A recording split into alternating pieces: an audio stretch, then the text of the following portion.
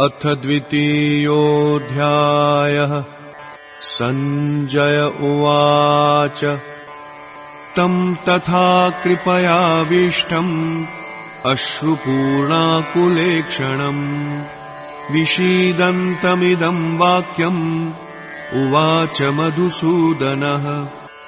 श्रीभगवानुवाच कुतस्त्वाकश्मलमिदम् विषमे समुपस्थितम् अनार्यजुष्टमस्वर्ग्यम् अकीर्तिकरमर्जुन।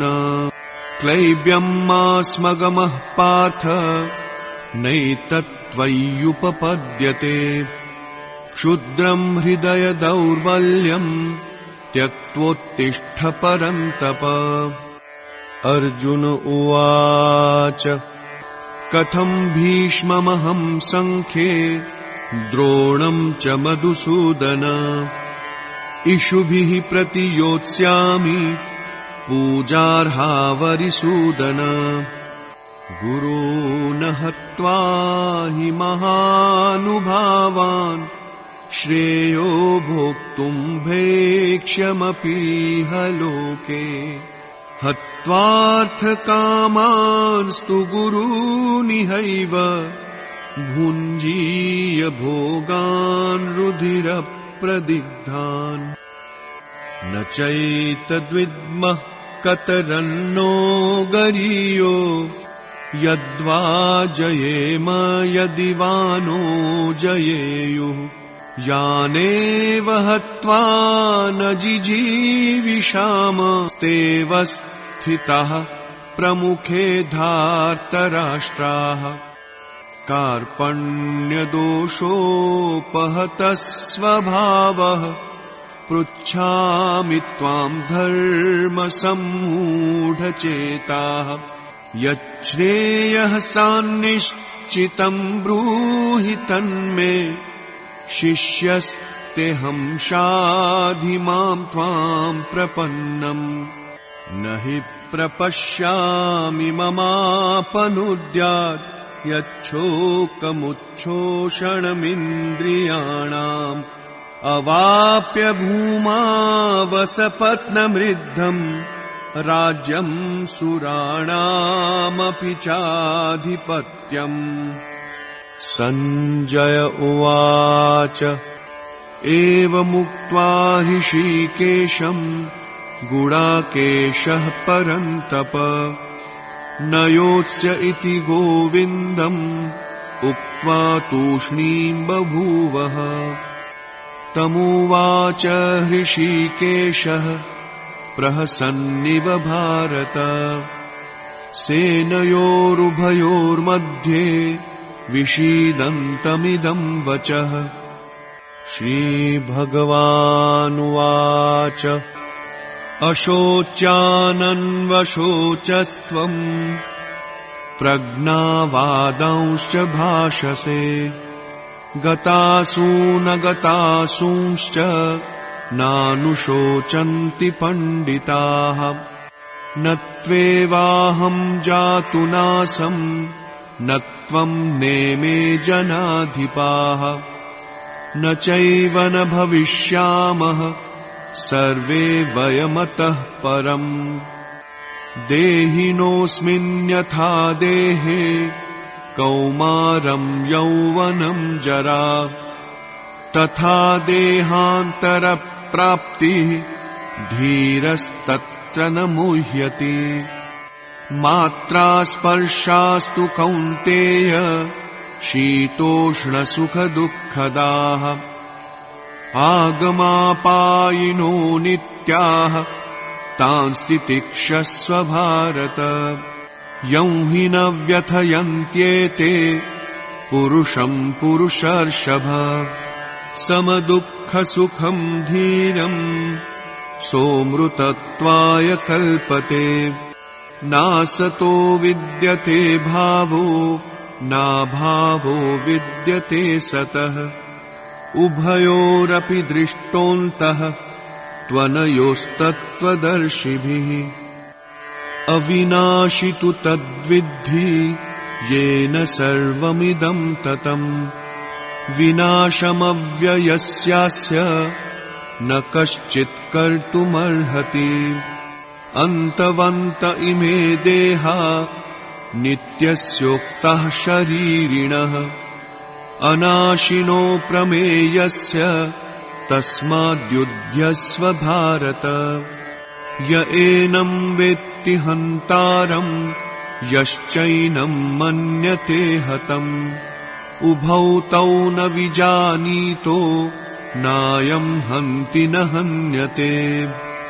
न जायते म्रियते वा कदाचिन्नायं भूत्वा भविता वा न भूयः। अजो नित्यः शाश्वतोऽयं पुराणो न हन्यते हन्यमाने शरीरे।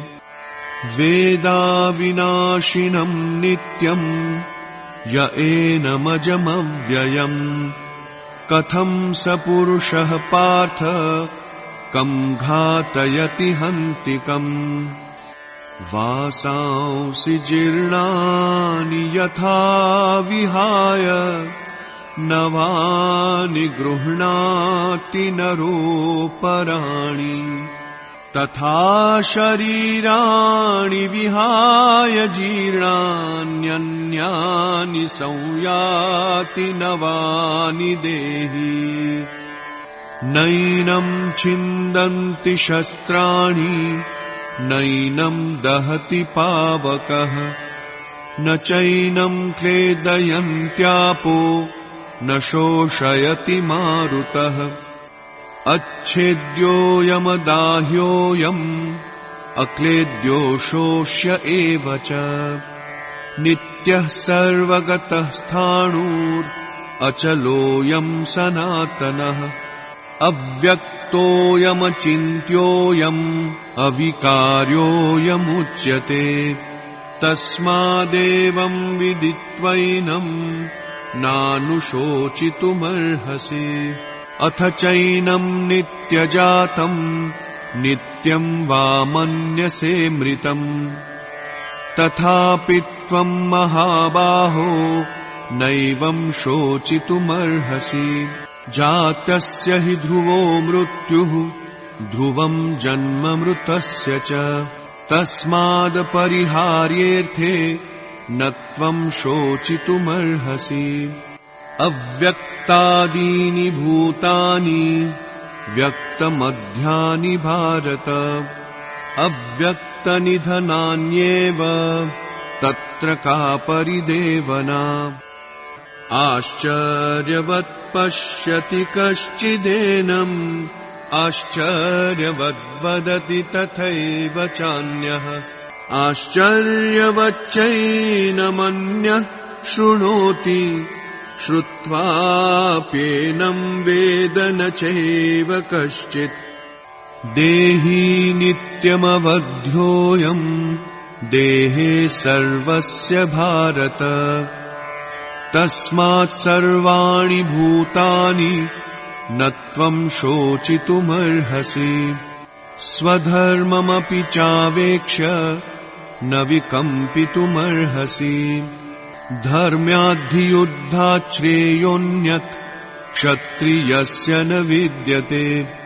यदृच्छया चोपपन्नम् स्वर्गद्वारमपावृतम्।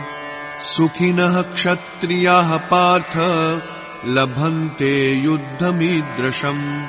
अथ चेत्त्वमिमं धर्म्यं सङ्ग्रामं न करिष्यसि। ततः स्वधर्मं कीर्तिं च हित्वा पापमवाप्स्यसि। अकीर्तिं चापि भूतानि कथयिष्यन्ति ते व्ययाम्। सम्भावितस्य चाकीर्तिः मरणादतिरिच्यते। भयाद्रणादुपरतं मन्स्यन्ते त्वां महारथाः। येषां च त्वं बहुमतो भूत्वा यास्यसि लाघवम्। अवाच्यवादांश्च बहून् वदिष्यन्ति तवाहिताः।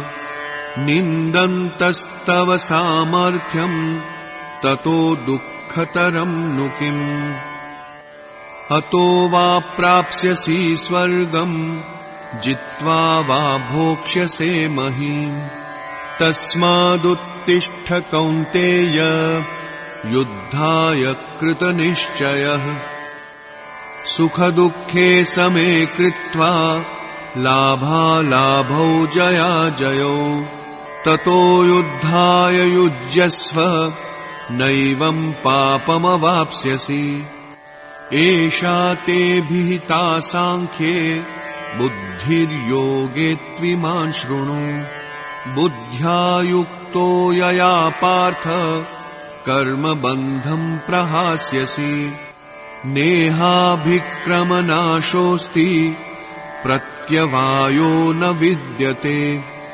स्वल्पमप्यस्य धर्मस्य त्रायते महतो भयात् व्यवसायात्मिका बुद्धिरेकेह कुरु नन्दन बहुशाखा ह्यनन्ताश्च बुद्धयो व्यवसायिनाम् यामिमाम् पुष्पिताम् वाचम् प्रवदन्त्यविपश्चितः वेदवादरताः पार्थ नान्यदस्तीति वादिनः कामात्मानः स्वर्गपरा जन्म कर्म फलप्रदाम् क्रियाविशेषबहुलाम्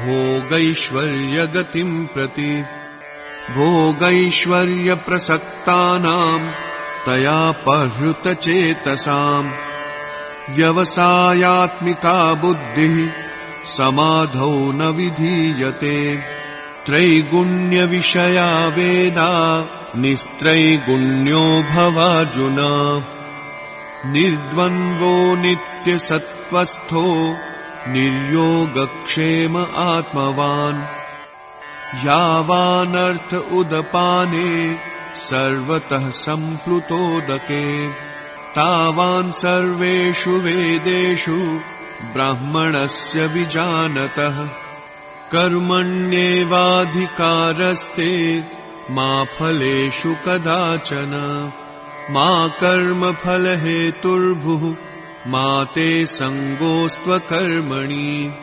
योगस्थः कुरु कर्माणि सङ्गम् त्यक्त्वा धनञ्जय सिद्ध्यसिद्ध्योः समो भूत्वा समत्वम् योग उच्यते दूरेण ह्यवरम् कर्म बुद्धियोगात् धनञ्जय बुद्धौ शरणमन्विच्छ कृपणः फलहेतवः बुद्धियुक्तो जहातीह उभे सुकृतदुष्कृते तस्माद्योगाय युज्यस्व योगः कर्मसु कौशलम् कर्मजम् बुद्धियुक्ता हि फलम् त्यक्त्वा मनीषिणः जन्मबन्धविनिर्मुक्ताः पदम् गच्छन्त्यनामयम् यदा ते मोहकलिलम्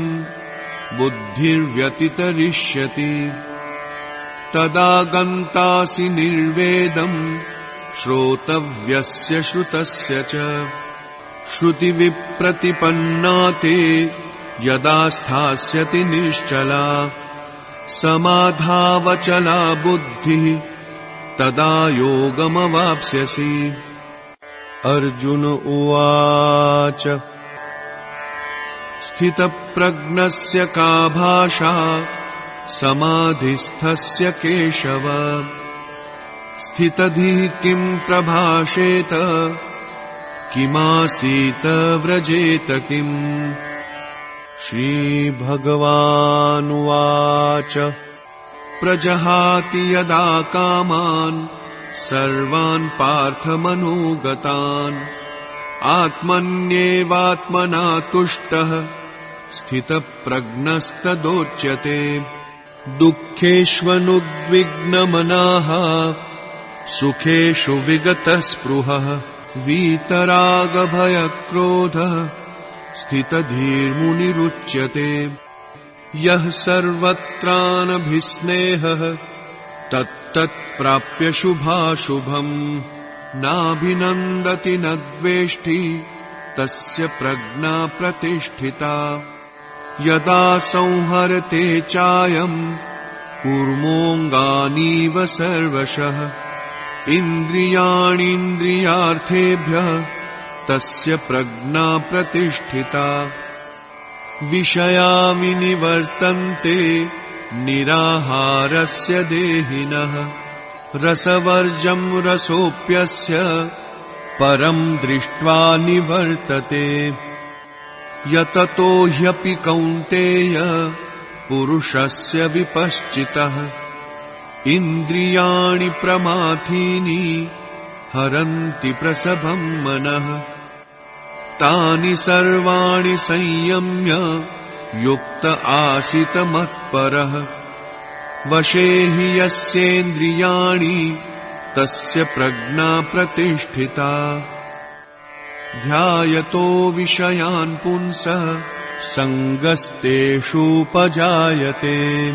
सङ्गात् सञ्जायते कामः कामात् क्रोधोऽभिजायते क्रोधात् भवति सम्मोहः सम्मोहात् स्मृतिविभ्रमः स्मृतिभ्रंशात् बुद्धिनाशो बुद्धिनाशात् प्रणश्यति रागद्वेषवियुक्तैस्तु विषयानिन्द्रियैश्चरन् आत्मवश्यैर्विधेयात्मा प्रसादमधिगच्छति प्रसादे सर्वदुःखानां हानिरस्योपजायते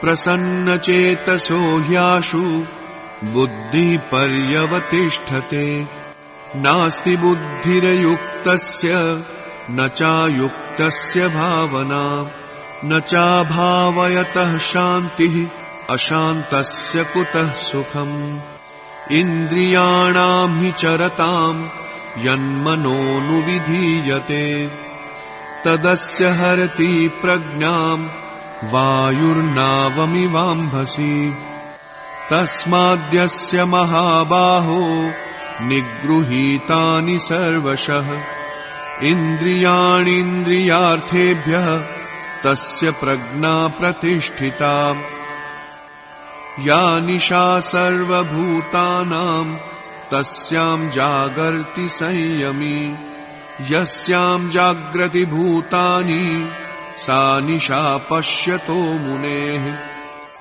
आपूर्यमाणम् अचलप्रतिष्ठम् समुद्रमापः प्रविशन्ति यद्वत् तद्वत् कामायं प्रविशन्ति सर्वे स शान्तिमाप्नोति न कामकामी विहाय कामान्यः सर्वान् पुमांश्चरति निःस्पृहः निर्ममो निरहङ्कारः स शान्तिमधिगच्छति एषा ब्राह्मी स्थितिः पार्थ नैनां प्राप्य विमुह्यति स्थित्वा स्यामन्तकालेऽपि ब्रह्मनिर्वाणमृच्छति ॐ तत्सदिति श्रीमद्भगवद्गीतासूपनिषत्सु ब्रह्मविद्यायां योगशास्त्रे श्रीकृष्णार्जुनसंवादे सांख्ययोगो नाम द्वितीयोऽध्यायः।